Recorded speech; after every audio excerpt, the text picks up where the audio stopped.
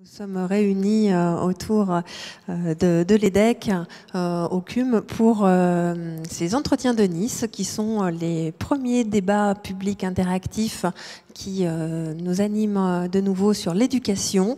Une question centrale aujourd'hui, faut-il investir dans les politiques de mixité sociale à l'école?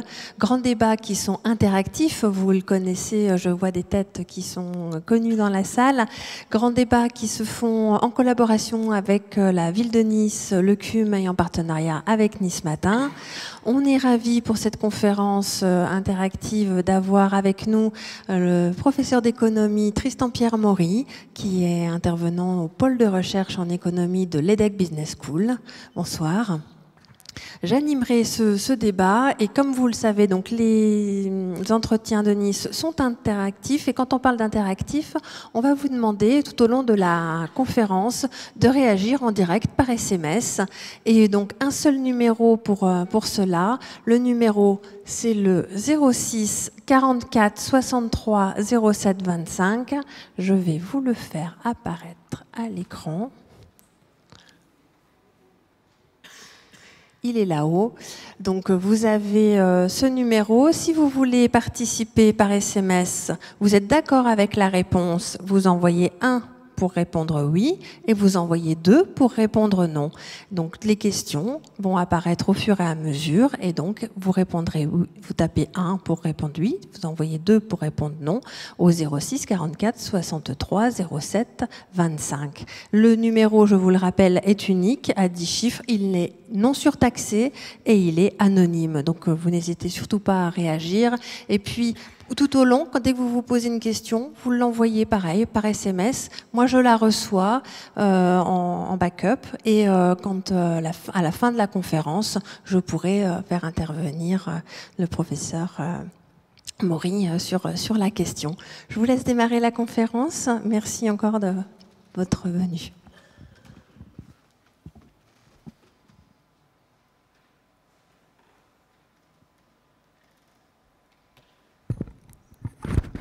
Très bien. Bonjour à toutes, bonjour à tous. Merci beaucoup d'être ici donc pour ces entretiens de l'EDEC au CUM. Alors, le thème qui nous réunit aujourd'hui, ce sont les enjeux de la mixité sociale à l'école. C'est un thème extrêmement vaste qui, j'imagine, va générer énormément de débats, mais qui part d'un constat qui est assez implacable. Je vous propose ici de partager quelques chiffres issus du ministère de l'Éducation nationale. Ce sont des chiffres qui ne prêtent pas à polémique, a priori, qui concernent le secondaire, les collèges plus précisément en France, et qui nous disent que 10% des collèges en France accueillent moins de 15% d'élèves défavorisés, alors que 10 autres % des collèges en accueillent plus de 63%. Je vous expliquerai dans un instant comment on peut définir ce qu'est un élève favorisé, très favorisé ou défavorisé. Je vous expliquerai qu'il y a des définitions reprises par le ministère de l'Éducation nationale sur ces questions. Mais le constat est assez parlant tel quel. Il y a un autre constat qui est tout aussi parlant, c'est quand on étudie les études PISA, du programme PISA, donc un programme maintenant qui est très très connu, que le grand public connaît bien, donc les fameuses études de l'OCDE sur 34 pays auprès d'élèves de 15 ans. La France, si on la compare à des pays qui ont le même niveau de développement, l'Italie, l'Espagne, l'Allemagne, le Royaume-Uni, la France a une corrélation beaucoup plus forte que ces autres pays entre l'origine sociale d'un côté et la réussite scolaire de l'autre. Si vous préférez, en France, plus qu'ailleurs, un élève issu d'un milieu très favorisé, l'écart entre un élève issu d'un milieu très favorisé et un élève issu d'un milieu défavorisé va déterminer ses résultats scolaires, plus encore que chez nos voisins. Par ailleurs, la France, toujours selon cette enquête PISA, a une autre spécificité, c'est qu'alors que chez nos voisins européens, les inégalités scolaires ont légèrement tendance à décroître. Ce ne sont pas des mouvements massifs, mais il y a une légère tendance à la décrue. En France, les inégalités scolaires continuent d'augmenter. C'est-à-dire que les élèves qui réussissent bien réussissent de mieux en mieux, même si la toute dernière enquête PISA a marqué un petit coup d'arrêt, mais sur des tendances longues, les élèves qui réussissent bien réussissent de mieux en mieux, et les élèves qui réussissent mal réussissent de plus en plus mal. Les inégalités scolaires ont, selon cette enquête de l'OCDE, tendance à augmenter en France, ce qui fait de la France un cas un peu particulier par rapport à ses voisins. Donc, si nous partons de ces constatations, qui sont pour l'instant très générales, je vous montrerai tout à l'heure des choses beaucoup plus précises, notamment géographiquement, sur ce qui se passe en ce moment en France. En 2013, le ministère de l'Éducation nationale a décidé de réagir et a fait apparaître, pour la première fois dans un texte législatif relatif à l'éducation, le mot de mixité sociale. Mixité sociale, c'est un terme dont on a l'impression d'avoir toujours entendu parler, mais de manière législative, dans un texte de loi relatif à l'éducation, il n'est apparu qu'en 2013. C'est Vincent Peillon qui était à ce moment-là le ministre de l'Éducation nationale. Et donc, le ministre a demandé aux recteurs, aux inspecteurs d'académie de faire en sorte de se donner les moyens pour promouvoir la mixité sociale. Et parmi ces moyens, une circulaire en 2015 a autorisé la mise en place de différents types d'expérimentations qui sont actuellement en cours. Une de ces expérimentations dont vous avez peut-être entendu parler, ce sont les secteurs multicollèges. Au moment où je vous parle, à la rentrée, donc depuis la rentrée précédente, la rentrée 2016, il y a d'autres expérimentations qui vont être menées à la rentrée 2017. Le ministère est en train d'expérimenter des regroupements de collèges dans des secteurs élargis, en essayant de regrouper des collèges qui accueillaient à l'origine des élèves plutôt favorisés avec des collèges qui accueillaient plutôt des élèves d'origine défavorisée. On met tout ça dans un même secteur de recrutement et on regarde si on arrive à générer un peu plus de mixité sociale qu'il n'y en a actuellement. Voici pour un panorama très général pour l'instant des moyens que les pouvoirs publics se donnent en ce moment. Alors, la question qui peut se poser maintenant immédiatement, c'est pourquoi est-ce que la mixité sociale est un tel enjeu politique? Pourquoi est-ce que nous en parlons tellement? Hors du système scolaire, mais en particulier pour ce qui est du système scolaire. Il y a plusieurs façons de répondre à cette question. J'en vois deux pour ma part. La première façon de répondre à cette question, c'est de prendre les choses de manière très générale. Le ministère de l'Éducation nationale le fait d'ailleurs. La mixité sociale, c'est une valeur de la République. En vous disant ça, je ne fais que citer des mots qui sont fréquents de la part de la précédente ministre de l'Éducation nationale. Je ne sais pas si je dois dire que c'est la précédente ou le nouveau gouvernement n'ayant pas encore été nommé. Et la mixité sociale est une valeur de la République, en tant que telle. C'est un bien social en tant que tel, une valeur en tant que telle, qui évite la formation de ghettos et de toutes sortes d'effets négatifs pour la société dans son ensemble. Et puis il y a une autre façon de voir la mixité sociale comme un enjeu de réussite individuelle. Là-dessus, je vais essayer de vous amener un certain nombre de résultats pour voir si on peut effectivement faire un lien entre mixité sociale d'un côté et réussite individuelle de l'élève de l'autre. Est-ce qu'un élève placé dans un milieu avec plus de diversité, avec des élèves ayant des origines diverses, réussit mieux, moins bien, ou est-ce qu'il ne se passe rien du tout? Est-ce que c'est vrai sur les résultats scolaires, mais est-ce que c'est vrai également sur l'ensemble des compétences extrascolaires de l'élève? Est-ce qu'il va être plus sociable? Est-ce qu'il va avoir des habitudes en matière de santé meilleures? Est-ce qu'il a moins de risques de sombrer dans l'alcoolisme? Est-ce qu'il a moins de risques de fumer du cannabis? Toutes ces questions sont des questions qui sont étudiées en ce moment, notamment dans les pays anglo-saxons. Donc j'essaierai tout à l'heure de faire une revue de ce que scientifiquement les études nous amènent pour répondre à ces questions de lien entre la mixité sociale et la réussite individuelle. Mais tout d'abord, ce que je n'ai pas encore fait à ce stade-là, je voudrais définir précisément, aussi précisément que possible, vous allez voir que c'est déjà tout un sujet en soi, ce qu'il faut entendre par mixité, et notamment par mixité sociale. Il n'y a pas de définition univoque, définitive de la mixité. Les sociologues débattent de ces questions en permanence. Je vous propose ici ce n'est pas une définition, une illustration, appelons ça une illustration. Dans le milieu scolaire, ce serait le fait qu'il y ait une coexistence dans la même école, voire dans la même classe, d'élèves ayant des profils différents, qui auraient des origines sociales diverses, les uns étant très favorisés, les autres défavorisés. Si je me réfère à la littérature anglo-saxonne, ce sera plutôt une origine ethnique, parce que les Américains travaillent essentiellement sur la question de l'origine ethnique. Donc, mixité ici, au sens américain, ce serait une classe où il y aurait des enfants noirs et des enfants blancs. Et aussi également la mixité scolaire. Est-ce que dans une même classe, mélanger des élèves qui réussissent très bien avec des élèves qui ont plus de difficultés est positif? Pour mesurer cette mixité sociale, les économistes et les sociologues se sont récemment mis d'accord sur un indicateur qui ne résume pas tout, mais qui a au moins le mérite d'exister, qui est celui de ségrégation sociale. La ségrégation sociale serait en quelque sorte un miroir inversé de la mixité. Donc quand je parle de ségrégation sociale, il y a deux extrêmes. Donc l'un serait une absence totale de ségrégation, une intégration au sens strict, et l'autre serait une ségrégation totale. Une situation de ségrégation totale, dans un pays comme la France, serait une situation où les élèves très favorisés seraient dans certains collèges. Et dans ces collèges-là, il n'y aurait que des élèves très favorisés. Et où les élèves défavorisés seraient dans d'autres collèges, seulement entre eux. Et ils ne se côtoieraient qu'entre eux. Ça, ce serait une situation extrême de ségrégation absolue. À l'opposé d'une situation d'absence totale de ségrégation où la répartition nationale d'élèves favorisés et défavorisés serait retranscrite dans chacun des collèges. Situation idéale, a priori, où si par exemple on imagine que dans un pays il y a 50% d'élèves favorisés et 50% d'élèves défavorisés, ça signifierait que dans chacun des collèges, à l'intérieur de chacun des collèges, voire à l'intérieur de chacune des classes dans les collèges, il y aurait une moitié d'élèves favorisés et une moitié d'élèves défavorisés.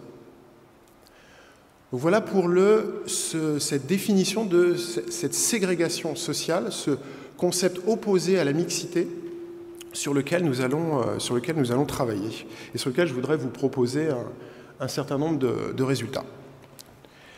Alors, voici l'ordre de la présentation que je vous propose. Je propose de procéder en 3 parties. Dans une première partie, je voudrais dresser un tableau, une sorte de panorama de la ségrégation sociale en France avec les données les plus récentes dont nous disposons. Je vous montrerai des chiffres globaux, des chiffres nationaux. J'essaierai d'aller dans le détail autant que possible, par département, par académie. J'essaierai de faire des distinctions entre le public et le privé. J'insisterai sur l'éducation prioritaire, mais cette première partie sera descriptive. Pour cette première partie, vous verrez, nous avons beaucoup d'informations, beaucoup de données, ce qui me permet de vous amener des résultats dont je suis assez certain de la robustesse. Pour la deuxième partie, je voudrais que nous essayions ensemble de discuter de ce lien entre mixité sociale et réussite, et notamment réussite scolaire. Si on fait une revue de la littérature, des articles qui existent, qu'est-ce qu'on sait aujourd'hui aux États-Unis, au Royaume-Uni, dans d'autres pays d'Europe et en France? Vous allez voir que c'est plus difficile d'avoir des informations en France sur la mixité sociale et la réussite scolaire. Est-ce qu'on peut établir réellement un lien entre les deux? Et enfin, dans une troisième partie, j'aborderai les solutions. C'est la partie où j'essaierai de vous faire intervenir tout particulièrement, puisqu'il y a beaucoup de dispositifs qui sont testés actuellement ou qui ont été testés récemment. Sur certains, on sait que ça ne marche pas du tout. Sur d'autres, nous avons un certain espoir. Donc j'aimerais avoir votre ressenti sur différents dispositifs, dont certains sont très récents. Alors, juste un tout petit rappel, un petit préambule avant de me lancer donc dans cette première partie descriptive. Tout au long de cette première partie, je vais parler d'élèves très favorisés, d'élèves favorisés, d'élèves intermédiaires et d'élèves défavorisés. Ces regroupements, ce n'est pas moi qui les ai décidés, c'est le ministère de l'Éducation nationale qui a fait ces regroupements et qui a demandé à son Conseil national de travailler sur ces regroupements. Donc en faisant moi-même ces regroupements, je ne fais pour l'instant que reproduire la façon dont le ministère de l'Éducation nationale mesure la ségrégation sociale en France. Donc vous avez des élèves très favorisés, c'est-à-dire ceux dont les parents ou dont le parent de référence sera un chef d'entreprise de plus de 10 salariés ou un cadre. Et à l'autre bout de l'échelle, nous aurons des élèves issus de milieux défavorisés dont les parents seront ouvriers, chômeurs ou inactifs.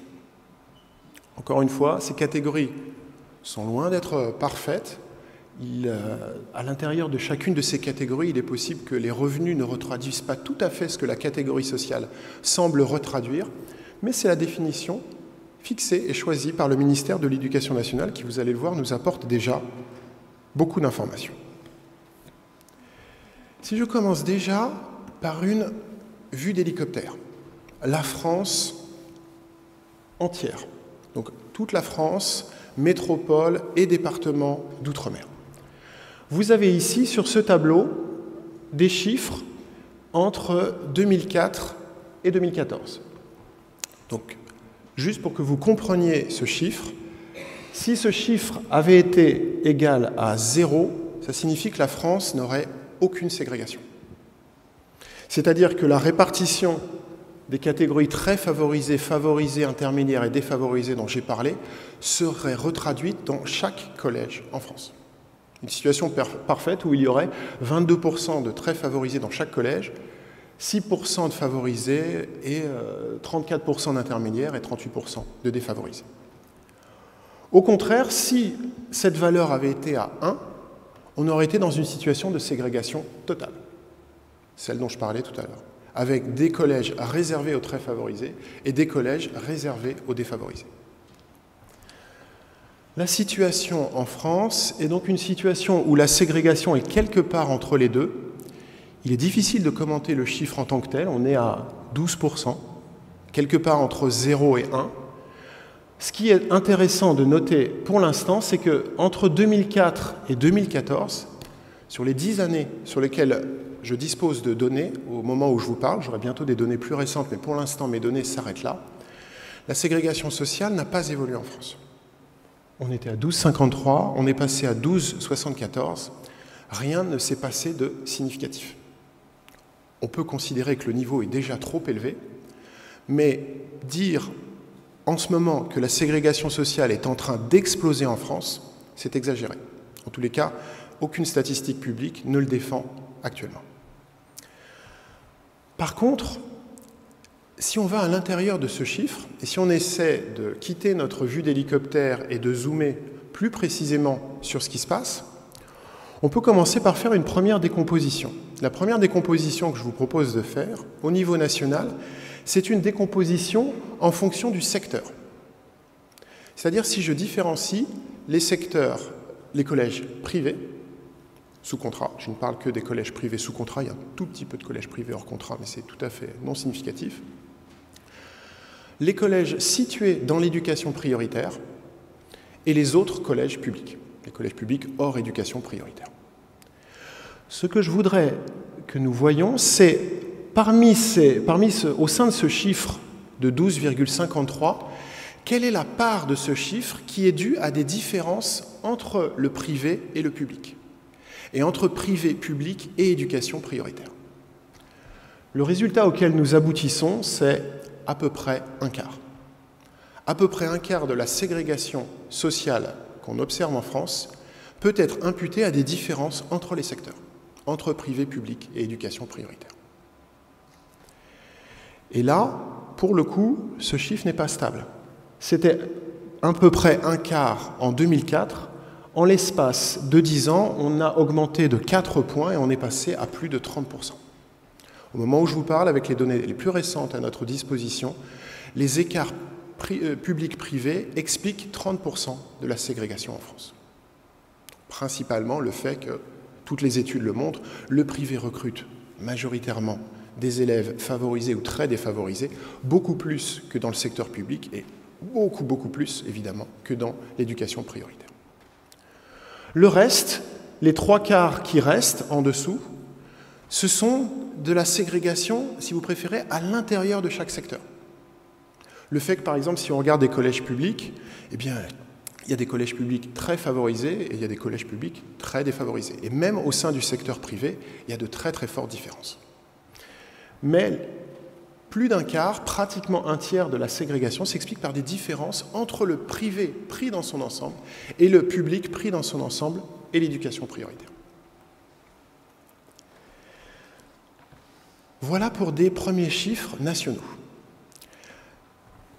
La première chose, quand j'ai commencé à travailler sur ces questions, la première chose dont j'ai rapidement été convaincu, c'est que les chiffres nationaux, c'est très bien pour commencer, mais dès qu'on commence à regarder ce qui se passe à des échelons géographiques plus fins, il y a des histoires complètement différentes qui apparaissent.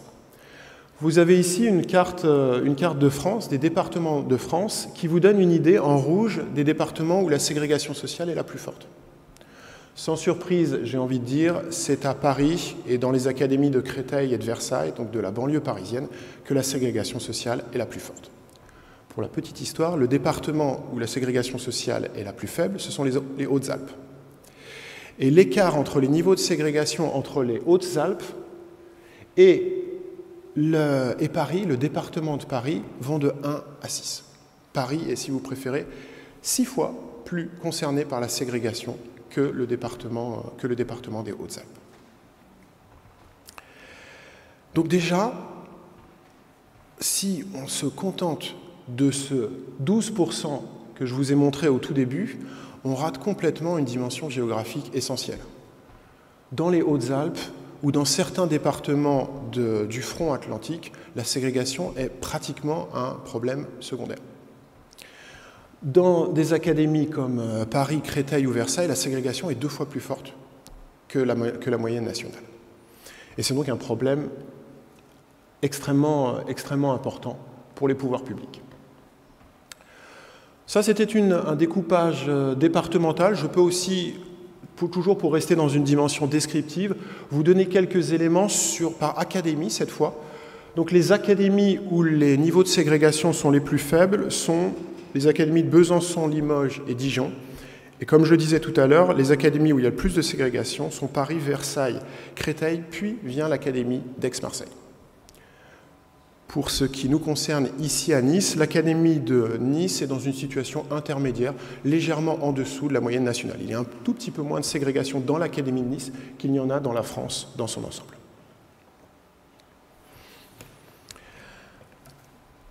Alors, sur la base de ces premiers résultats, j'ai beaucoup d'autres résultats sous le coude et je serais très heureux d'en discuter. J'ai des résultats beaucoup plus fins encore que ce que je vous montre, c'est juste le temps qui me limite. On peut poser déjà une première question. Alors je vais poser la question de manière très brutale, je m'excuse pour la brutalité de la chose, est-ce que le privé est responsable? Est-ce qu'on peut tenir le privé pour responsable des niveaux de ségrégation qu'on observe en France? Je vais vous faire une réponse un peu décevante, je m'en excuse à l'avance, ma réponse sera oui et non. Pour ce qui est du oui, quand on regarde la composition moyenne des collèges privés et celle des collèges publics, il n'y a pas photo. Il est incontestable de dire que dans les collèges privés attirent les élèves les plus favorisés. Beaucoup plus que dans les collèges publics et plus encore que dans les collèges de l'éducation prioritaire. Et sur 10 ans, les écarts ont tendance à augmenter. La proportion d'élèves issus de milieux favorisés augmente dans toute la France, mais elle augmente plus rapidement encore au sein du secteur privé en France. Donc ça, c'est pour la réponse oui. Pour ce qui est de la partie plus ambiguë, c'est que lorsqu'on regarde ce qui se passe à l'intérieur du secteur privé, il est très facile de voir qu'il n'y a pas un secteur privé, mais plein de collèges privés complètement différents.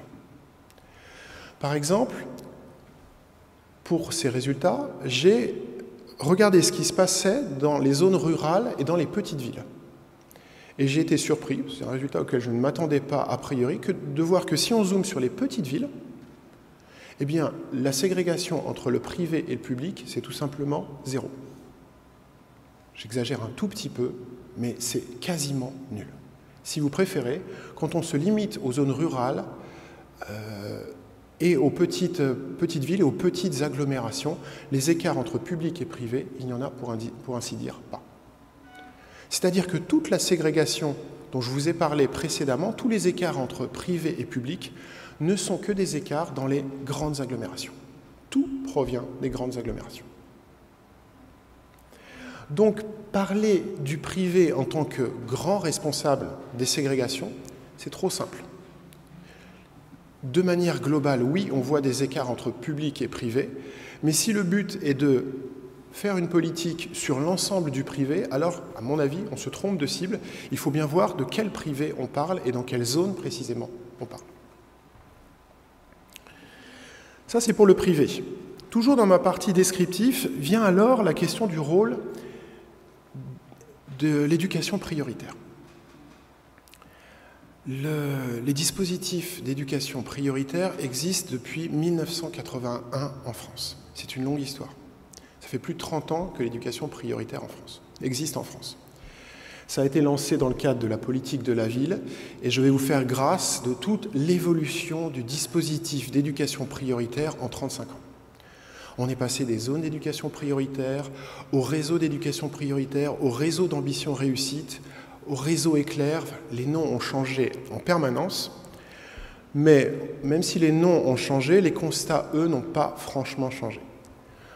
Si on regarde la part d'élèves défavorisés au sein de l'éducation prioritaire, eh bien, en 2004, il y avait 62% d'élèves défavorisés dans l'éducation prioritaire, et aujourd'hui, on en a toujours 61,03%. Il ne s'est pratiquement rien passé. Il est intéressant de noter que dans le même temps, le nombre d'élèves défavorisés dans l'enseignement privé a, lui, décru beaucoup plus significativement. Si je regarde l'opposé, si je regarde la part d'élèves très favorisés dans l'éducation prioritaire, sans surprise, c'est très faible, mais ça n'augmente pas significativement. On était à 6,31% en 2004, ça a un petit peu augmenté, mais pas considérablement, 7,59% en 2014. Donc, alors que dans le même temps, comme vous le voyez, le nombre d'élèves très favorisés dans le privé a lui augmenté significativement. Donc, le secteur de l'éducation prioritaire continue de zoomer très fortement sur les élèves défavorisés. D'une certaine manière, c'est pour cela qu'il a été désigné éducation prioritaire, et donc continue de contribuer massivement à son corps défendant, j'ai envie de dire, mais massivement à la ségrégation sociale en France. Un dernier point, avant d'en venir vraiment à la partie politique, il y a un dernier élément descriptif sur lequel je voudrais insister, parce qu'il va, d'une certaine manière, influer le reste de cette présentation et les questions que vous pourriez être amenés à poser. Comme je vous le disais tout à l'heure, le ministère de l'Éducation nationale s'est lancé dans des expérimentations de secteur multicollège. Ce n'est pas la seule expérimentation, mais c'est la plus importante en ce moment. Donc, sur des politiques extrêmement locales. À l'intérieur d'une agglomération ou à l'intérieur de la ville de Paris, on se rend compte qu'à quelques centaines de mètres ou un petit peu plus, il y a deux collèges qui sont complètement différents en termes de composition sociale. On les réunit tous les deux dans le même secteur de recrutement pour espérer parvenir à rebasculer certains élèves favorisés dans le collège défavorisé et inversement des élèves défavorisés dans l'autre collège. Mais ma question, c'est est-ce que la ségrégation sociale est un phénomène aussi local que cela? Est-ce que tout dans la ségrégation sociale se passe vraiment à un échelon très très fin, à un échelon communal ou à un échelon intracommunal? Autrement dit, est-ce que, par exemple, dans les stratégies des parents, nous le savons tous, il y a des parents qui se renseignent à l'avance pour savoir quel est le bon collège, et par moment le bon collège n'est pas dans leur secteur, il est dans l'autre secteur de la ville, voire il est dans la ville voisine, et les parents peuvent mettre en place des stratégies pour essayer de faire en sorte que leur enfant aille dans le meilleur collège possible. Ça, ce sont des stratégies très locales. Donc, la question que je voudrais vous poser, c'est que est-ce que tout se passe vraiment, purement et uniquement au niveau local ? Vous avez ici de nouveau les chiffres globaux et nationaux que je vous ai déjà montrés tout à l'heure. Ce sont les mêmes, ils n'ont pas changé. Sauf que cette fois, au lieu de faire une décomposition publique-privée, je vais faire une décomposition de la ségrégation entre départements et de la ségrégation à l'intérieur de chaque département. La ségrégation entre départements, vous l'avez ici, les différences entre départements expliquent un quart de la ségrégation totale en France. Et ces écarts ont tendance à augmenter. Vous voyez qu'on a une augmentation qui n'est pas énorme, mais qui est régulière et significative. Si vous le préférez, dit d'une manière un tout petit peu plus directe, les départements ont tendance à s'éloigner les uns des autres en ce moment. Donc tout, même si une bonne partie, tout n'est pas seulement du ressort de choix des parents pour essayer d'aller dans le bon collège à l'intérieur d'une ville ou à l'intérieur d'un petit regroupement de communes. On remarque aussi en ce moment en France que les départements ont tendance à s'éloigner les uns des autres. Et que ça explique une partie de plus en plus importante, encore minoritaire, mais de moins en moins minoritaire, de la ségrégation sociale en France. Alors voici, je serai heureux après de répondre à vos questions si vous voulez plus d'éléments sur cette partie descriptive. J'ai énormément de résultats là-dessus, pour ne rien vous cacher, j'ai même des résultats qui tournent là en ce moment sur mon ordinateur au moment où je vous parle. Mais je voudrais maintenant aborder la deuxième partie de cette présentation et discuter des effets de la mixité sociale sur la réussite scolaire, qui est évidemment le point qui doit nous intéresser tous ici. Alors là, pour l'instant, au moment où je vous parle, en France, nous n'avons pour ainsi dire quasiment aucune information là-dessus. Si vous me demandez de vous répondre de manière définitive sur est-ce que la mixité sociale améliore les performances scolaires ou au contraire détériore les performances scolaires en France, je serais bien en peine de vous répondre de manière tranchée. Malheureusement. Ce que je peux vous dire, pour l'instant, c'est que nous avons, à la différence de la France, un certain nombre d'études à l'étranger, qui sont à 95% des études anglo-saxonnes et même à 90% des études américaines. En me plongeant dans cette littérature américaine, pour l'instant j'insiste bien, je vous parle de résultats britanniques ou américains avec toutes les limites que l'on peut faire sur la capacité à transposer ces résultats à un pays comme la France avec toutes les spécificités françaises. Pour répondre à cette question, de la mixité sociale et de l'impact de la mixité sociale sur la réussite scolaire, il faut procéder en plusieurs étapes. La première étape, ce serait de se poser la question de savoir si on prend quelques élèves défavorisés aux États-Unis et qu'on les met dans un environnement largement favorisé. Il y a eu un certain nombre d'expérimentations aux États-Unis. Je pense par exemple à des phénomènes de busing, c'est-à-dire qu'il y a des bus qui, dans les banlieues, dans les zones déshéritées aux États-Unis, vont prendre des élèves le matin, des élèves défavorisés, et vont les amener dans des collèges qui sont très largement favorisés. Et donc ces élèves vont travailler dans des environnements qui sont différents des environnements dans lesquels ils sont nés. Est-ce que ça permet d'améliorer sensiblement les résultats scolaires des élèves défavorisés qui bénéficient de ces systèmes? Je suis presque désolé de la réponse que je vais vous amener, mais aux États-Unis, la réponse est pratiquement pas. Nous avons des effets positifs extrêmement faibles, quasiment négligeables. Voire dans certains cas, on ne trouve pas d'effet du tout. Alors, il y a énormément d'études sur ces questions, donc j'hésite à vous parler de résultats au sens en nombre de points, pour être plus précis, mais les résultats en moyenne sont extrêmement faibles, très décevants. Ça, c'est une première question. Je prends des élèves défavorisés, je les mets dans un milieu favorisé, est-ce que j'améliore leurs résultats scolaires? La réponse est oui, mais peu, aux États-Unis. Deuxième partie de la question. Les élèves eux-mêmes favorisés, dans un environnement favorisé qui voit arriver des élèves d'un autre quartier, des élèves défavorisés d'un autre quartier. Est-ce que ces élèves-là voient leurs résultats baisser? Est-ce que ces élèves qui sont issus des couches sociales les plus riches et qui ont en moyenne de très bons résultats scolaires, est-ce que ces élèves vont voir leurs résultats scolaires en pâtir? La réponse est non. La réponse est non sur des études où le nombre d'élèves défavorisés qui ont été mis dans des classes ou des écoles américaines reste limité. Pas d'effet négatif détecté pour les élèves favorisés. Et enfin, troisième partie de la question, quid des élèves défavorisés qui sont restés dans les quartiers défavorisés?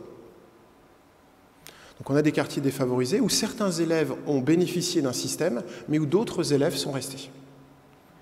Et où on peut imaginer que les élèves qui sont restés, puisqu'il y a des systèmes de méritocratie qui existent aux États-Unis, sont ceux qui avaient a priori les moins bons résultats scolaires. Est-ce que le niveau scolaire baisse dans ces zones défavorisées qui ont vu une partie de leurs camarades partir? La réponse est, pour l'instant, on ne détecte rien de particulier, ni à la hausse, ni à la baisse. Donc voilà, résumé rapidement, l'ensemble de ce que la littérature américaine, mais qui est également corroborée sur des données britanniques et également sur des données israéliennes et dans certains autres pays européens, sur ce que nous avons en ce moment. Un effet légèrement positif pour les élèves défavorisés qui bénéficient du système, pas d'effet négatif pour les élèves favorisés qui voient arriver de nouvelles personnes dans leur école, et pour ce qui est des autres, on n'a pas de résultats, rien de probant pour l'instant. Le problème, c'est que pour l'instant, à ce stade, une étude, les résultats dont je vous parle sont des résultats séparés, avec des études sur chacun des trois groupes dont je vous ai parlé. Nous n'avons pratiquement pas d'études globales mesurant des effets globaux. Donc il est très difficile de dire, à ce stade, de répondre de manière sûre et certaine, oui, la mixité sociale va améliorer de manière globale les résultats scolaires de l'ensemble des élèves, en faisant une grande moyenne sur les élèves favorisés et les élèves moins favorisés.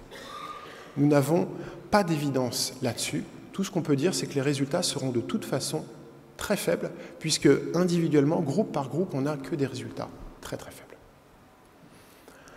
En France, pour l'instant, ce dont nous disposons, ce sont ou des études très localisées, généralement faites sur un ou deux collèges dans une région très précise, généralement pour l'école primaire, où on trouve généralement des résultats assez faibles. La seule étude représentative, la seule étude globale sur l'ensemble de la France dont nous disposions, c'est une étude de 2007 qui travaille non pas sur les résultats sur le milieu scolaire de l'élève, mais sur les voisins de l'élève.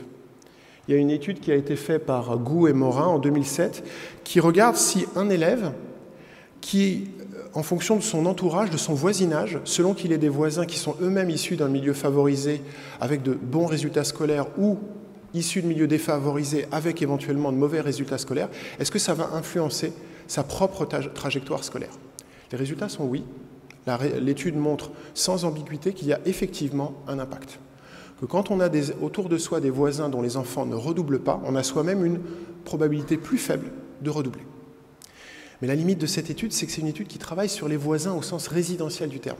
On n'a pas d'étude qui travaille vraiment de manière globale, représentative, sur les voisins au sens scolaire du terme, sur les camarades de classe.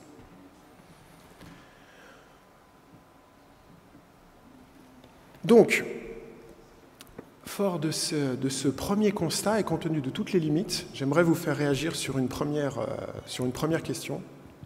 Et c'est les seules conférences où on vous demande d'ouvrir vos portables et non de les fermer, puisqu'on va vous demander de réagir par SMS. La question posée est: la mixité sociale est-elle positive pour les résultats scolaires des élèves issus de milieux défavorisés en France? Si vous êtes d'accord avec cette affirmation, vous répondez oui et vous envoyez le 1 au 06 44 63 07 25. Si vous n'êtes pas d'accord, si vous pensez que la mixité sociale n'est pas positive pour les résultats scolaires des élèves issus de milieux défavorisés en France, vous envoyez 2 pour répondre non au 06 44 63 07 25. Pendant que vous votez, vous êtes tous sur vos portables à répondre à cette question, je vous rappelle que le numéro est non surtaxé et qu'il est anonyme, donc n'hésitez pas à l'utiliser et à répondre. Moi j'avais une question, pourquoi est-ce qu'on dispose d'aussi peu d'études en France ? Alors, il y a des raisons très triviales à cela. D'abord, c'est la disponibilité des données. Nous avons un certain nombre de données qui ont été mises à disposition assez récemment par le ministère de l'Éducation nationale et dont nous ne disposions pas avant. Donc, il est très probable que dans les années qui vont venir, il y a beaucoup de chercheurs qui vont, comme nous le faisons nous, commencer à travailler sur ces questions et on pourra avoir une réponse un peu plus précise que celle que je vous fais pour le moment, en termes d'effet de la mixité sociale sur la réussite scolaire. Je suis à peu près sûr que d'ici 3, 4 ou 5 ans, nous aurons des réponses. Malheureusement, au moment où je vous parle, nous n'avons pas de réponse, et c'est aussi pour ça que je suis si curieux d'avoir votre avis sur la question, en fonction de vos ressentis et de vos expériences personnelles. Alors, on va regarder les résultats. Vous pensez à 57,14% que la mixité sociale est positive pour les résultats scolaires des élèves issus de milieux défavorisés en France. Notre public est-il dans les réponses que vous attendez, dans le juste, dans le faux? Je ne sais pas si je m'attendais à une réponse en particulier, mais c'est une réponse qui colle, en tout cas, avec ce que certains débuts d'études nous permettent de pressentir en France. Il n'y a a priori pas de raison que la France déroge complètement à ce qu'on observe ailleurs.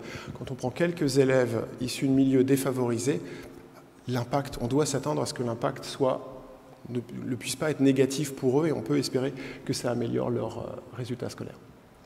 On continue à vous faire travailler toujours sur les questions par SMS. La mixité sociale peut-elle nuire aux résultats scolaires des élèves très favorisés, pardon, c'est l'inverse, en France? La mixité sociale peut-elle nuire aux résultats scolaires des élèves très favorisés en France? Donc vous réagissez. Si vous pensez qu'effectivement la mixité sociale peut nuire aux résultats scolaires, vous envoyez 1 par SMS au 06 44 63 07 25. Et si vous ne le pensez pas, vous envoyez 2, toujours au même numéro, le 06 44 63 07 25. On a vu qu'effectivement, aux États-Unis, l'impact n'était pas aussi flagrant qu'on l'imaginait. Il n'est même pas, aucun impact n'a réellement été détecté. J'insiste sur le fait qu'aux États-Unis, sur les résultats scolaires. J'insiste sur le fait qu'aux États-Unis, c'est principalement parce que les élèves très favorisés ont été confrontés à relativement peu de mixité sociale également. Quelques élèves issus de milieux défavorisés dans leur classe ou dans leur école. J'en profite également pour vous rappeler que si vous avez des questions que vous voulez voir apparaître au fur et à mesure du débat, vous n'hésitez pas à nous les poser par SMS. Je vais les répertorier et je pourrai les retranscrire après au professeur Maury qui pourra à la fin de la conférence répondre à ces questions si vous ne voulez pas les poser en direct. Sinon, évidemment, on passera à la fin de la conférence, de l'intervention, on passera le micro dans la salle. Allez, on regarde les résultats. Et c'est l'inverse. Cette fois-ci, la mixité sociale peut-elle nuire aux résultats scolaires des élèves très favorisés en France? 52,63% de non. Très bien. Le résultat est peut-être un petit peu plus surprenant. Je m'attendais peut-être à un résultat un petit peu différent, mais c'est très intéressant. Donc la réponse est à peu près équilibrée, mais il y a un petit peu plus de non. Comme je le disais tout à l'heure, évidemment, la question de savoir est exactement comment cette mixité sociale pour les élèves très favorisés va se faire. Est-ce que ça va être dans un environnement où il y aura de manière sporadique quelques élèves issus de milieux différents, ou alors s'il s'agit d'une véritable bascule où on rééquilibrerait les catégories sociales au sein d'une classe ou au sein d'une école? Vous nous avez parlé des performances scolaires. Alors, est-ce qu'il y a des différences quand on regarde le côté non scolaire, justement, de la performance? Alors, tout à fait. Et même de manière surprenante, pour le coup, les résultats sont plus significatifs et plus sensibles que sur les résultats scolaires eux-mêmes. Encore une fois, je m'excuse, quand je vous parle de ces résultats, ce ne sont pas des résultats pour la France. Pour le coup, en France, nous n'avons vraiment pas grand-chose là-dessus. Mais aux États-Unis, la mixité sociale semble avoir des effets positifs sur ce qu'on appelle en sociologie les compétences non cognitives, donc tout ce qui relève du comportement plus ou moins sociable de l'élève, sa ponctualité, sa politesse avec les professeurs et avec ses camarades d'école, ou même tout ce qui concerne la vie extrascolaire. Est-ce que sa vie future, l'intégration professionnelle et ses habitudes en termes de santé, de pratiques sportives, de pratiques culturelles, les effets sont plus marqués aux États-Unis que ce qu'on a pu avoir sur les résultats scolaires et sont relativement bien corroborés par les études américaines à notre disposition. Donc voilà, la mixité sociale à l'école semble avoir peu d'effets sur les résultats scolaires au sens strict, mais un peu plus d'effets, même des effets assez significatifs sur la vie extrascolaire et sur tous ces aspects dans un sens plus large. Alors, il n'y a pas d'effet sur la performance scolaire, pas d'effet sur la non scolaire. Pour autant, on la souhaite et on a envie de la voir s'accentuer, cette mixité sociale. Quelles sont les solutions qui éventuellement pourraient être développées? Alors, nous avons, si je devais résumer et regrouper les solutions pour faire de la mixité sociale, si l'objectif, comme c'est le cas en ce moment dans l'éducation nationale, c'est de faire la mixité sociale, qu'est-ce que nous avons comme grande famille de politiques possibles? J'en vois deux.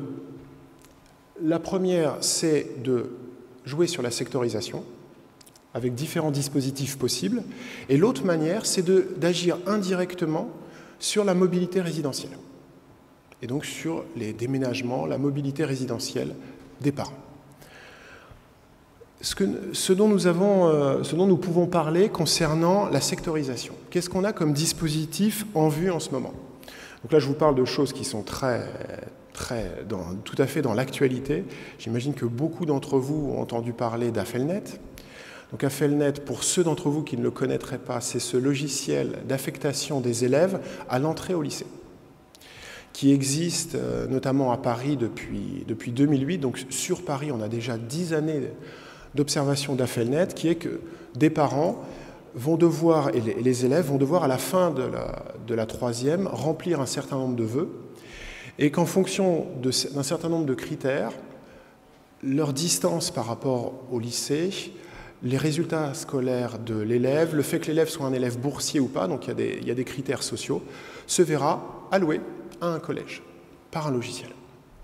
Donc dans l'actualité, à la rentrée dernière, on a beaucoup parlé d'Affelnet et de certains ratés d'Affelnet dans un certain nombre de lycées parisiens. Et récemment, certains économistes et certains sociologues ont mis les pieds dans le plat, si vous me pardonnez cette expression, en parlant de l'extension d'Affelnet à l'entrée au collège. Concrètement, pour être tout à fait précis, Affelnet existe aujourd'hui au collège, c'est ce qu'on appelle Affelnet 6e, mais c'est un algorithme qui se contente de reproduire la sectorisation.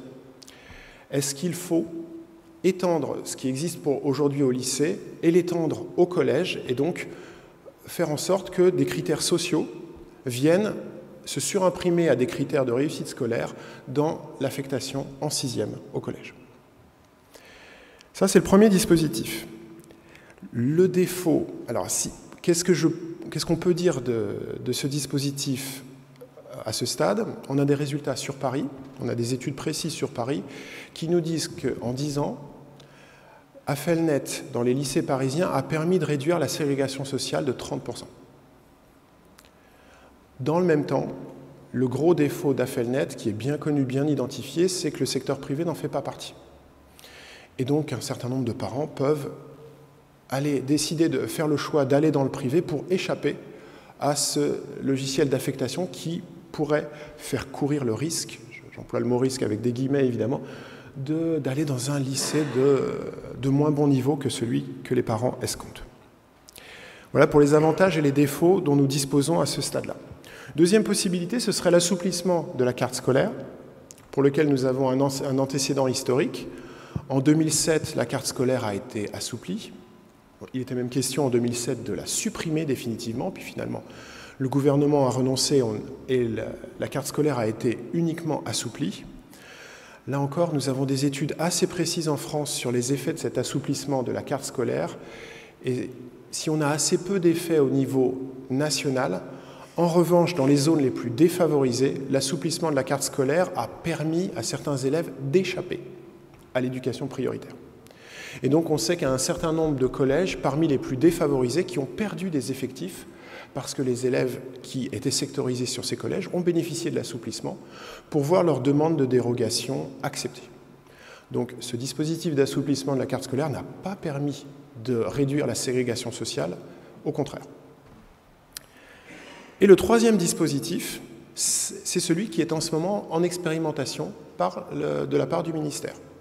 Les départements, qui sont seuls compétents en la matière, ont donc recréé 82 expérimentations avec des secteurs multicollèges, ceux dont je vous parlais tout à l'heure.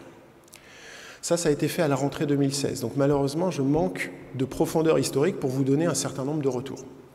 Ce qu'on sait à ce stade-là, c'est qu'effectivement, il y a eu des bascules. Si deux collèges, un favorisé, l'autre défavorisé, ont été regroupés, alors il y a effectivement un certain nombre d'élèves favorisés qui sont allés sur l'autre collège et défavorisés qui sont allés sur l'autre. Donc il y a eu quand même des effets de recomposition sur ces petites expérimentations. Mais encore une fois, ce ne sont que de petites expérimentations, très très locales, alors que le problème de la ségrégation n'est pas purement local, comme je vous l'ai montré tout à l'heure, et surtout pour lequel nous n'avons pas assez de profondeur historique pour savoir si les parents ont pu s'adapter à ce système. On sait que quand la carte scolaire est modifiée, il faut généralement un certain temps pour que les familles s'adaptent et recomposent leur choix en fonction de ce nouveau dessin de la carte scolaire. Là, ça a lieu depuis seulement 1 an, c'est trop court pour que je puisse vous dire si ça fonctionne réellement. Ce que nous a montré le ministère de l'Éducation nationale il y a quelques mois avec les premiers résultats était néanmoins plutôt encourageant. L'autre possibilité, là c'est que je vois, l'autre famille de politique, c'est de prendre le problème à l'envers et d'au lieu d'agir sur la carte scolaire, d'essayer de donner des moyens à des familles défavorisées d'être relogées dans des quartiers ou des villes avec plus de familles moyennes, de familles favorisées ou très favorisées. Je vous ai listé ici 2 dispositifs récents. Donc on a le plan national de rénovation urbaine qui avait été lancé en 2003. L'objectif était dans 750 quartiers, ce qu'on appelait des quartiers de rénovation urbaine, de détruire massivement des logements, et notamment des logements sociaux qui étaient pour certains vétustes, et ces quartiers étaient concernés par des phénomènes de pauvreté, voire dans certains cas de grande pauvreté, de les raser tout simplement, et de reconstruire des logements privés, des logements sociaux et des équipements. Ça a été fait en 2003. On a un rapport très récent qui date de décembre dernier qui nous explique que malheureusement les effets de ce dispositif, de ce plan national sont très décevants. Si vous préférez, l'objectif de ce dispositif, c'était de créer de la mixité sociale en réhabilitant un certain nombre de quartiers. On espérait faire en sorte que des familles moyennes ou des familles issues des classes supérieures s'installent dans ces quartiers. Ça n'a pas eu lieu. Les familles qui étaient défavorisées ont été déplacées durant la réhabilitation, puis pour certaines sont venues se réinstaller après. Donc l'effet en termes de mixité sociale a malheureusement été décevant.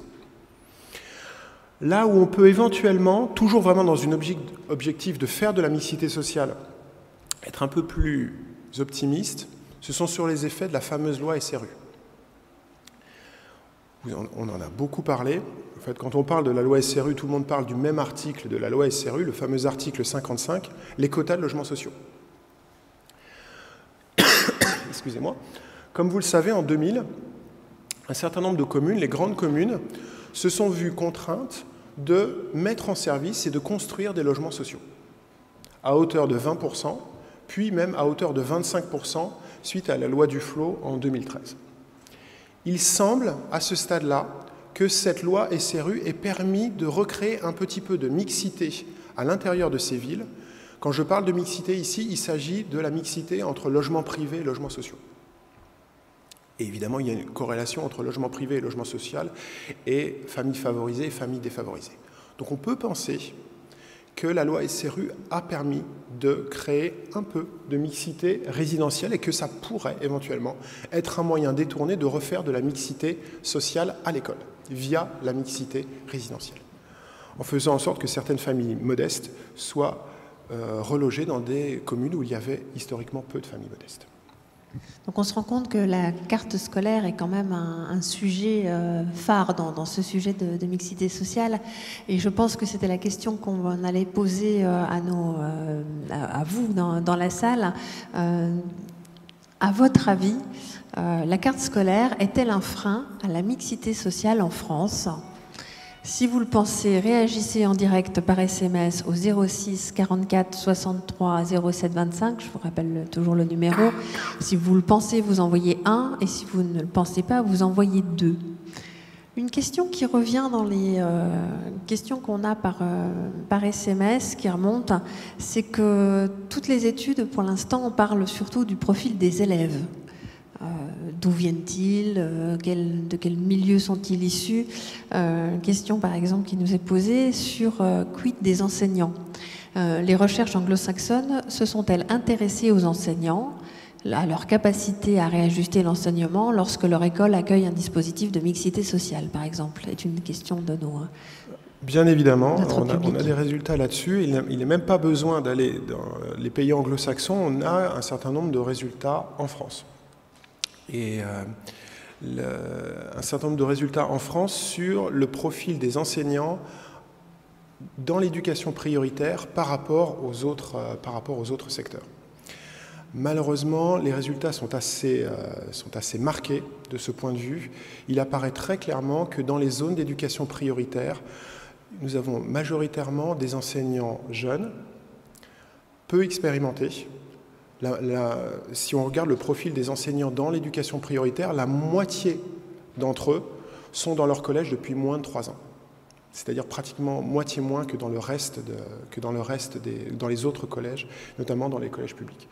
Donc dans l'éducation prioritaire, on a des enseignants jeunes, ce qui est évidemment une bonne chose à certains égards, mais trop peu d'enseignants expérimentés et beaucoup également d'enseignants non titulaires. Beaucoup plus que dans les autres secteurs.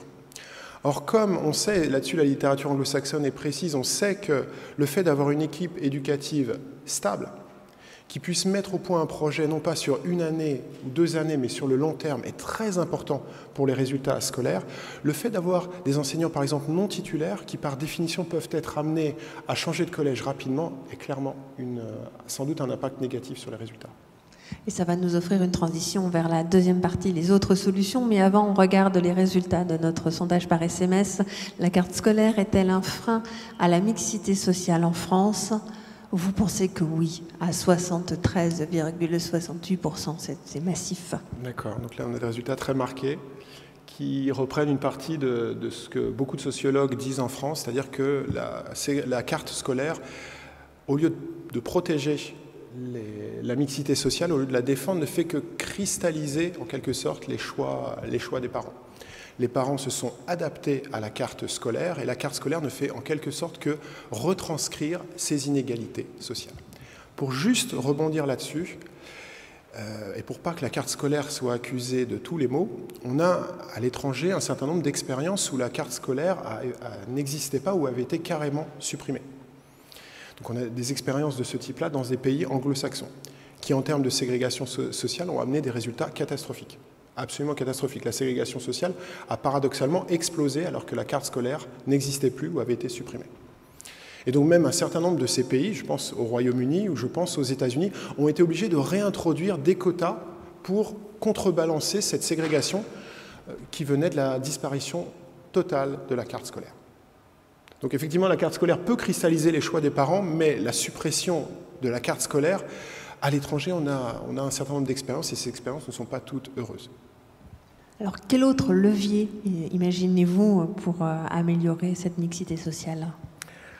Alors, quelles autres solutions? Effectivement, le point où j'en suis dans mes recherches et dans ma réflexion, donc là je vais être un petit peu plus personnel dans mes choix, puisque nous, au moment où je vous parle, nous n'avons pas d'éléments définitifs, tranchés, pour dire que la mixité sociale crée vraiment de la réussite scolaire, améliore vraiment les trajectoires individuelles des enfants.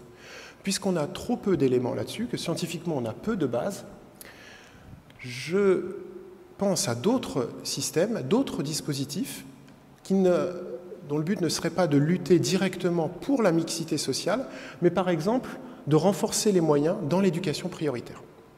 Alors, il faut être très précis sur ce qu'il faut entendre par renforcer les moyens dans l'éducation prioritaire. Je vais essayer d'être très précis.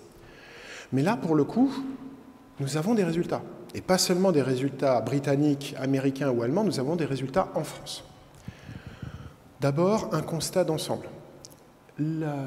L'éducation prioritaire en France, depuis 1981, donc depuis 35 ans, est, si on en croit les études scientifiques, excusez-moi la brutalité de mes propos, un échec.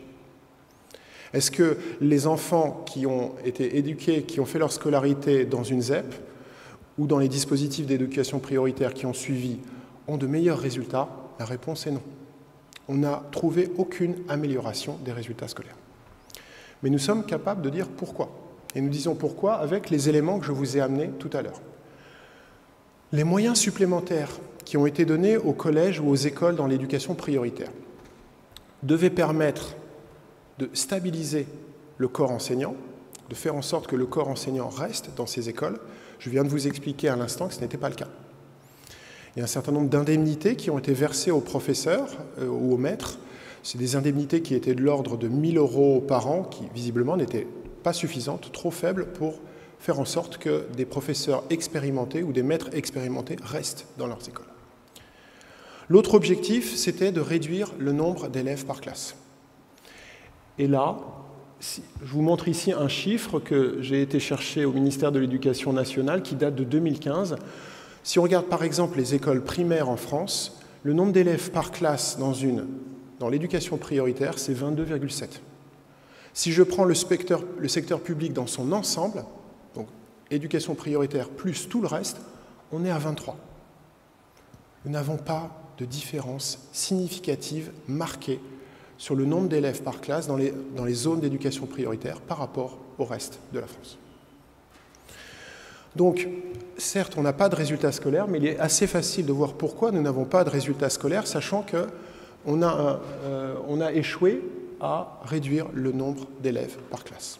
Or, s'il y a bien un résultat que je suis prêt à défendre et sur lequel nous avons des études marquées qui amènent des résultats précis, et plus difficilement contestable, c'est qu'on a un effet positif de la réduction des effectifs, donc du nombre d'élèves par classe.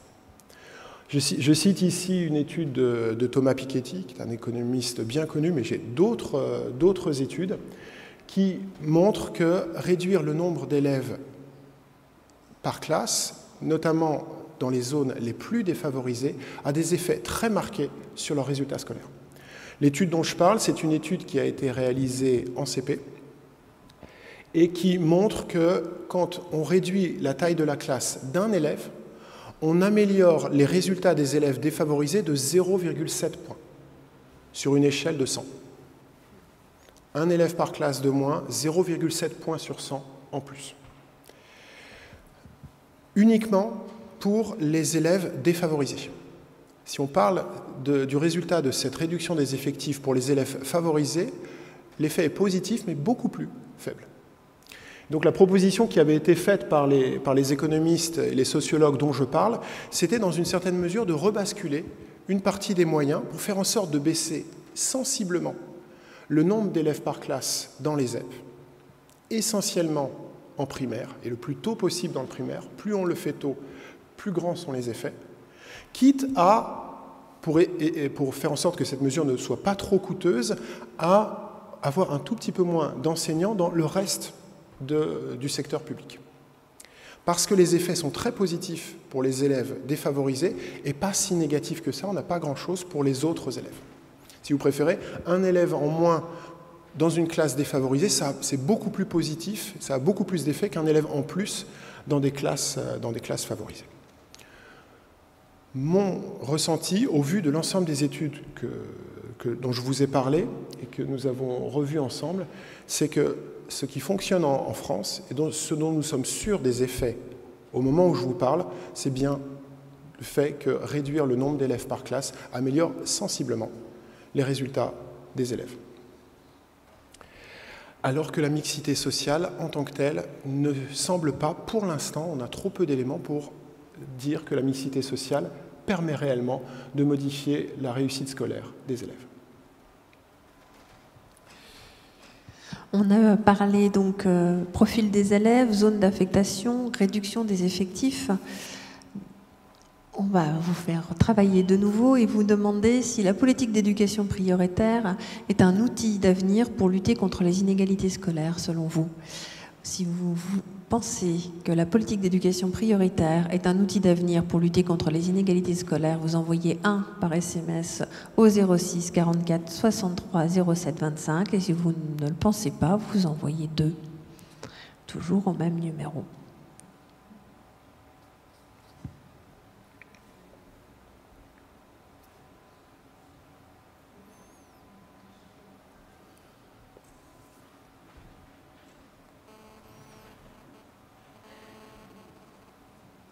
Et on va regarder les résultats tout de suite.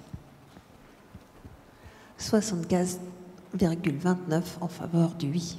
Tranché là aussi. Donc ce sont des résultats tranchés. Ah, ça baisse. Ah, ça baisse. C'est toujours bon. C'est toujours le oui est toujours majoritaire. On va bientôt arriver au non. Allez.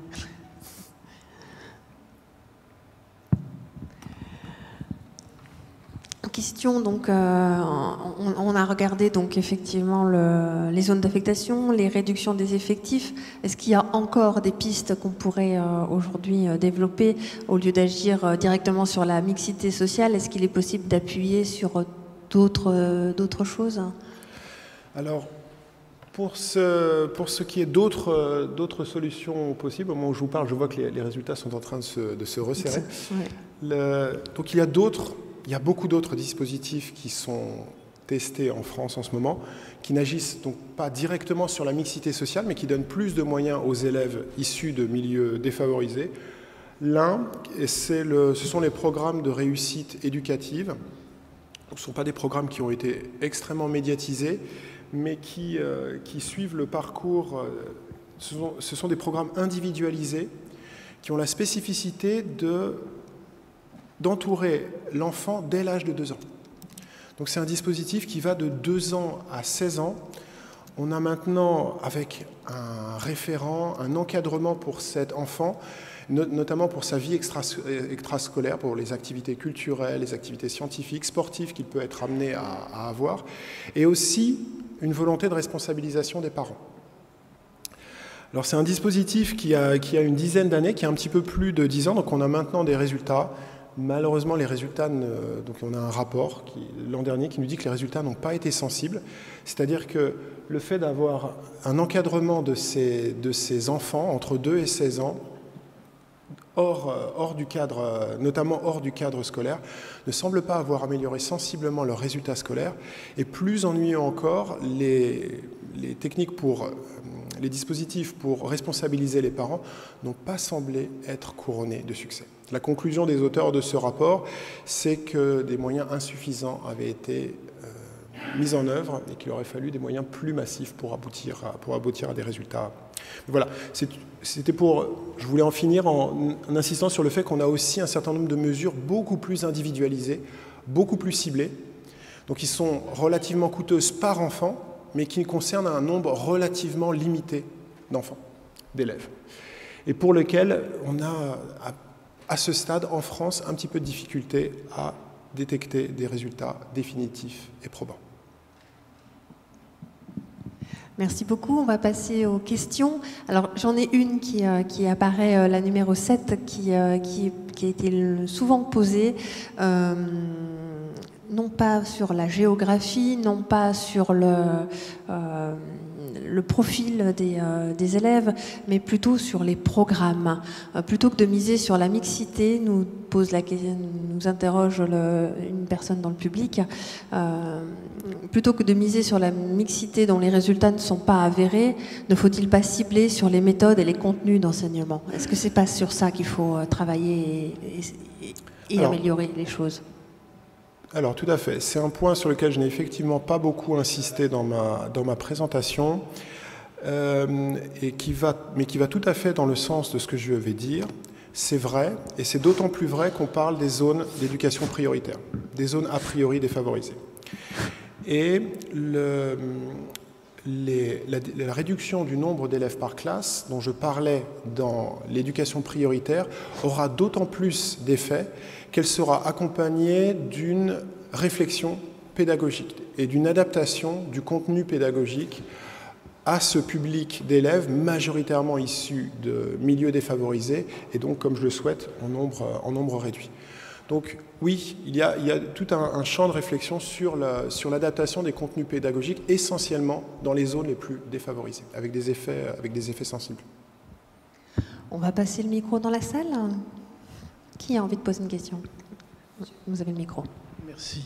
Oui, j'ai bien vu votre description statistique que je trouvais très intéressante, mais pour moi, il y a un problème de fond, c'est le sous-jacent qui est la motivation de l'élève, ou la motivation, disons, des élèves. Tout le monde sait très bien que dans les classes favorisées, la motivation est plus forte, ne serait-ce que par l'environnement parental, et dans les autres, eh ben, grosso modo, on s'en fout. Et je vais faire un petit parallèle. Quand vous restructurez une entreprise et vous changez le modèle de l'entreprise, je ne parle pas de plan social, hein, vous changez le modèle, si vos employés n'adhèrent pas au nouveau modèle, ça ne marche pas. Je vais faire un exemple pour que certains connaissent, par exemple le Business Process Reengineering qui a changé les méthodes de silo en transversalité. Alors, je suis d'accord avec ce constat. On montre, par exemple, pour aller dans le sens de votre remarque, il faut avoir la motivation. Il faut avoir la motivation des élèves et la motivation des parents. Pour ce qui est de la motivation des élèves, si on interroge un professeur dans l'éducation prioritaire, dans les zones les plus défavorisées, et qu'on lui demande combien de temps il passe à faire la police, excusez-moi, à faire de la discipline, il répondra 30% de son temps. Donc sur une heure de cours, 30% est consacré à de la discipline. C'est évidemment lié à la motivation des élèves. Alors que dans le même temps, ce sera seulement un peu moins de 25% dans le public et seulement 20% dans le privé. Par contre, je n'ai pas d'études précises pour appuyer ce que je suis en train de vous dire, mais il est tout à fait possible qu'avec la réduction du nombre d'élèves par classe dont nous avons parlé, ça simplifie considérablement le travail des enseignants et notamment leur capacité à limiter leur temps de discipline si, au lieu d'avoir 23, 24 ou 25 élèves dans la classe, ils n'en ont que 16, 17 ou 18. Donc, réduire le nombre d'élèves par classe peut aussi influer la motivation de ces élèves, qui se sentiront eux-mêmes considérés du fait de travailler dans ce cadre nouveau, avec un nombre d'élèves par classe réduit, et peut donc augmenter leur motivation. Pour ce qui est de la motivation des parents, comme je le disais tout à l'heure, malheureusement, un certain nombre de programmes dont l'objectif était vraiment d'agir non seulement sur l'élève, mais également sur les parents, pour responsabiliser les parents, à ce stade, ces programmes n'ont, semble-t-il, pas réussi à atteindre leur but. Une autre question dans la salle. Oui, moi j'avais une question sur le redoublement. Justement, j'ai rejoint un peu ce qui a été dit sur la motivation. Bon, là on a parlé de la motivation au niveau des parents, des familles, des enfants, etc. C'est très bien. Mais en même temps, si je suis dans une classe où je sais que même si je ne fais pas d'effort, de toute façon je vais passer de la 6e en 5e, 5e, 4e, 4e, 3e. Bon, c'est vrai qu'en 3e, on va se poser le problème d'orientation, etc. Bon, pourquoi je dois faire cet effort-là? Parce que de toute façon, que je le veuille ou pas, je vais passer d'une classe à l'autre, comme l'autre travaille. Donc, alors, quand on nous dit que le redoublement coûte cher, moi je me demande s'il coûte cher quand l'enfant est encore au niveau de la scolarité obligatoire, mais après, à 18 ans, 20 ans, est-ce qu'il ne coûte pas 3-4 fois plus cher? Est-ce qu'on ne peut pas aujourd'hui, parce que les exemples qu'on nous donne souvent, c'est qu'il faut voir la Finlande. Et souvent on cite la Finlande, on s'arrête là. Mais quelle est la réalité en France? Alors, ce que nous avons en France, donc déjà pour contextualiser votre question, si je prends un élève en fin de 3e, il y a une dizaine ou une quinzaine d'années, je peux remonter même au début des années 90, en fin de 3e, il y avait environ 35% des élèves qui avaient redoublé au moins une fois. Au moins une fois, donc sur l'ensemble de leur parcours scolaire avant d'arriver en troisième. Aujourd'hui, on est, je ne vous donne pas des chiffres extrêmement précis, je ne les ai pas totalement en mémoire, on est à peu près à 20 ou 25%. Donc il y a effectivement en France une démarche d'abandon progressif du redoublement. Les études, alors là je vais moins aller dans votre sens, les études qui s'intéressent aux résultats du redoublement, mais cette fois en insistant non pas sur la motivation de l'élève qui sait que de toute façon il ne redoublera pas, mais sur les effets du redoublement pour ceux qui ont redoublé. Pour ceux qui ont redoublé, alors là par contre aucun effet positif n'est détecté. Le redoublement ne permet pas, sauf cas particulier, mais ne permet pas de manière générale de remettre l'élève dans le droit chemin, si vous me permettez cette expression. C'est une année perdue qu'il n'arrivera pas à récupérer complètement et ce sera un stigmate dans l'ensemble de son parcours scolaire. Donc il y a effectivement une question de motivation, d'incitation pour les élèves qui ont une menace de redoublement qui est maintenant relativement marginale. On sait très bien que si les parents insistent vraiment, le redoublement n'aura pas lieu. Mais il y a aussi cette question de ce que le redoublement a fait sur certains élèves qui n'ont pas profité du redoublement et qui ont vu leur redoublement comme une forme de déclassement. Ils ont changé de classe avec des élèves plus jeunes et n'ont pas réussi à rattraper ce retard. Bonsoir. On parle de plus en plus d'autonomie des établissements secondaires en particulier. Je crois même que c'est dans les tuyaux du futur gouvernement. Quel est votre pronostic par rapport à cette autonomie des établissements, par rapport au sujet qui nous occupe ce soir, c'est-à-dire plus ou moins de mixité? Effectivement, l'autonomie des établissements est un autre sujet dont je n'ai pas eu le temps de parler ce soir. L'autonomie des établissements peut, à mon sens, avoir des conséquences, des effets positifs si on la cible, encore une fois, sur certains collèges précis, dans des situations très précises. Dans l'éducation prioritaire, avec toute la batterie de mesures politiques et de moyens qui sont donnés à l'éducation prioritaire, le corollaire de tout cela pourrait être une forme d'autonomie des établissements. Pour donner plus de souplesse aux directeurs d'établissement, plus de souplesse à l'équipe pédagogique, ça peut éventuellement permettre, notamment à certains professeurs, de décider de rester et de ne pas demander leur mutation dans un autre établissement. Pour ma part, étendre l'autonomie des collèges de manière globale à l'ensemble du secteur public, et là je vous donne, ce n'est que mon avis, hein, je ne vais pas plus loin que mon simple avis, me semble faire courir un risque sur les programmes et sur la nature des programmes et sur la structure des programmes avec disons le mot, avec une éducation un peu à la carte où chacun irait chercher le collège qui lui offre exactement les bonnes langues vivantes, la bonne option de latin ou la bonne équipe pédagogique. Et je ne suis pas sûr que ça permettrait de réduire la ségrégation sociale, mais probablement de l'augmenter encore.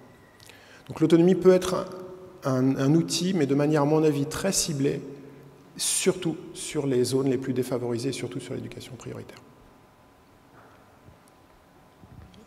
Alors, depuis la loi de refondation de l'école de 2013, il y a eu un dispositif dans les zones d'éducation prioritaire qui était de cibler les enfants de moins de 3 ans en maternelle pour qu'ils puissent être scolarisés en dessous de 3 ans, pour pouvoir développer le langage oral, car nous savons tous que l'oral, notamment le français, à l'écrit comme à l'oral, permet de voir des résultats positifs sur les élèves dans les zones d'éducation prioritaire. Est-ce que vous avez des résultats depuis que ces dispositifs ont été mis en place? Je vois très bien le dispositif dont vous parlez. Malheureusement, je suis un chercheur, je travaille sur une sorte de temps long et je m'en excuse. Donc oui, tout ce dont je vous parle sont des dispositifs qui sont suffisamment, historiquement remontent suffisamment dans le temps pour avoir des retours. Je n'ai pas de retour, là-dessus. Sur la nécessité du développement, de l'aide au développement du langage oral très tôt, on a par contre des études britanniques qui sont très significatives sur les effets. En France, je n'ai malheureusement rien de particulier à vous dire. Oui, une question peut-être qui va vous surprendre, mais moi je fais partie d'une génération qui a dû faire son service militaire. Il y avait une vraie mixité. Est-ce que vous pensez que ce modèle peut être utilisé, alors je ne dis pas d'une vie militaire bien entendu, enfin est-ce que vous pensez qu'il y a en matière quand même de cohésion, de partage, de vie de groupe, il y a des exemples et des idées à prendre de cette expérience? Alors ce que vous auriez en tête, ce serait des modèles comme des internats par exemple? Je ne sais pas, je vous demande si vous avez travaillé là-dessus, s'il y a une réflexion par rapport à ça. Pas directement, à ma connaissance, pas directement sur le thème que vous abordez, mais des internats, par exemple, où on essaierait de regrouper des élèves issus de milieux différents. Donc on a des... en France, c'est pas exactement la politique qui a été menée. On a des internats d'excellence, qu'on appelle aujourd'hui maintenant des internats de réussite. À ma connaissance, j'espère que je ne dis pas de bêtises, on n'a pas expérimenté exactement de choses comparables à ce que vous soulignez. En tout cas, j'ai pas d'éléments précis pour répondre plus précisément à votre question. Je suis désolé. Bonsoir. Moi, je voudrais revenir sur donc une des pistes plutôt, qui était agir sur la mixité sociale résidentielle. Et vous avez pris deux exemples, qui étaient celui de l'ANRU, enfin pas l'ANRU, c'était le l'ANRU, oui, tout à fait. PNRU, voilà, c'est un exemple, et la loi SRU. Je ne vois pas comment, par ces deux dispositifs, on peut rétablir de la mixité sociale, puisque dans les projets de rénovation urbaine, tels qu'ils existent aujourd'hui, on améliore l'habitat bien sûr, mais les populations restent les mêmes.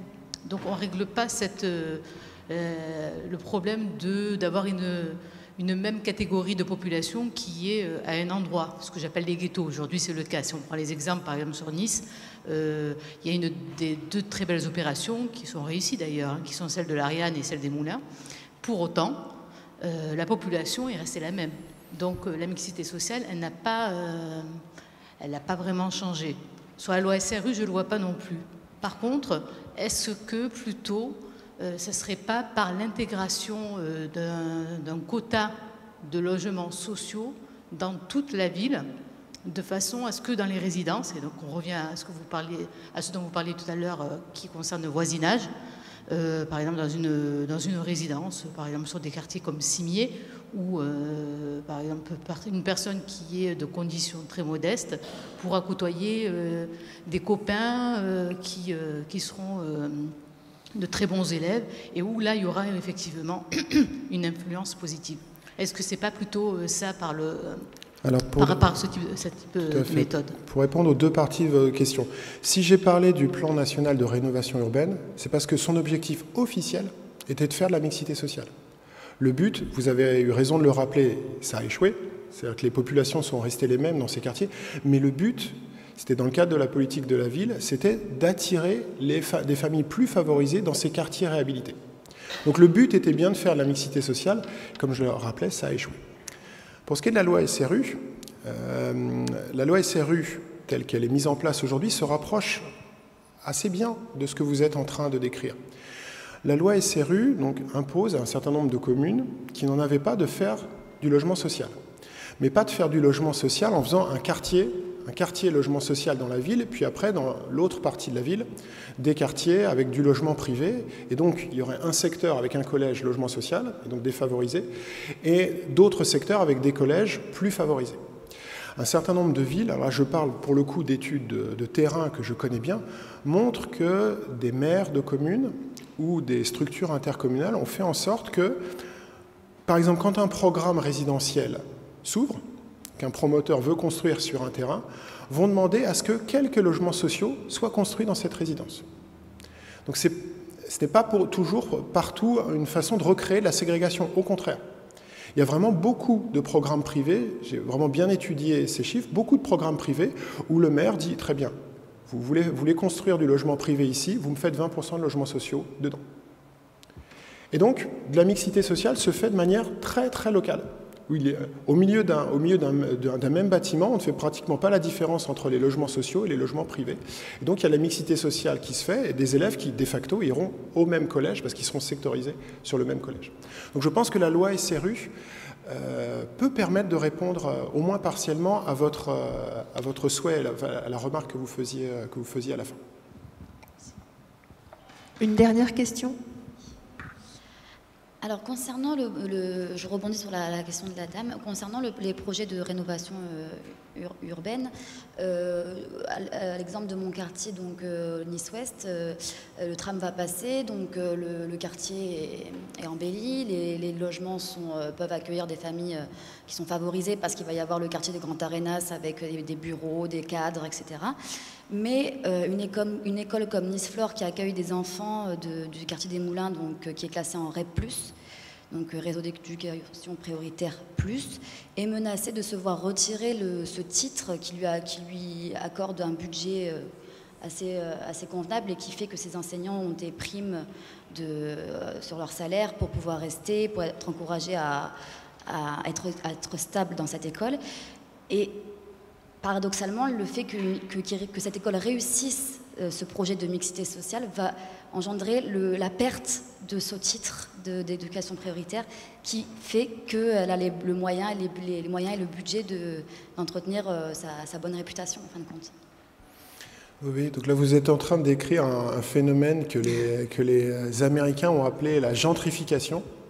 La gentrification, c'est donc un quartier qui était préalable autrefois défavorisé, sous l'effet de l'arrivée de transports publics, comme vous parliez, ou d'autres choses, des populations plus riches se sont installées et ont déplacé les populations défavorisées. Et du coup, le résultat, c'est qu'on a refait de la ségrégation, mais c'est de la ségrégation à l'envers. C'est un quartier qui était majoritairement pauvre, qui est devenu majoritairement riche, mais qui est tout aussi ségrégé qu'avant. Et là, effectivement, c'est quelque chose sur lequel je suis tout à fait d'accord avec vous, les pouvoirs publics devraient faire attention. C'est-à-dire pour faire en sorte que ce quartier reste mixte et qu'il y ait de la mixité sociale dans ce quartier, il faut que le collège reste REP renforcé. Vous me disiez que c'était un REP renforcé. Il faut qu'il le reste pour faire en sorte qu'une partie de ces nouveaux arrivants, issus des classes moyennes ou des classes supérieures, puissent cohabiter avec des enfants issus de classes défavorisées, et aussi pour que l'équipe enseignante ne perde pas les avantages qui sont indispensables pour les stabiliser, pour faire en sorte qu'ils restent dans cet établissement. Merci beaucoup. On a vu ce soir pas mal de pistes qui permettraient de travailler, des leviers qui permettraient d'améliorer la mixité sociale. C'était notre thème de ce soir. Les entretiens de Nice continuent leur cycle sur des questions d'éducation. On pourra prolonger ce débat le mardi 13 juin. Cette fois-ci, on parlera financement de l'éducation et notamment de l'enseignement supérieur français. On peut peut-être, si vous voulez bien, nous mettre la slide suivante. Comme ça, vous avez toutes les références. Le 13 juin, de 18h30 à 20h, même formule, même heure, même lieu. Un mardi également au Centre universitaire méditerranéen. L'intervenant sera Pierre Courtiou, directeur adjoint du pôle de recherche de l'économie de l'EDEC, qui, je le rappelle, avait travaillé sur un livre blanc avant les élections pour pouvoir préconiser, pousser quelques petites recherches effectuées par le pôle de l'EDEC et donner quelques pistes de réflexion, notamment à ceux qui pouvaient être potentiellement élus. Nous aurons un gouvernement demain avec un nouveau ministre de l'Éducation nationale demain. Peut-être que ce serait intéressant qu'il entende les suggestions qui seront faites le mardi 13 juin. Comment financer l'enseignement supérieur français. Je vous remercie tous de votre attention. Je vous invite à nous rejoindre. Vous savez que cette conférence était enregistrée. Si vous voulez la retrouver en replay, elle sera sur le site de l'EDEC, disponible d'ici quelques jours. Et puis évidemment, venez nous voir le mardi 13 juin. Professeur Tristan-Pierre Maury, merci beaucoup de votre participation. Merci beaucoup. Merci à vous tous de votre attention.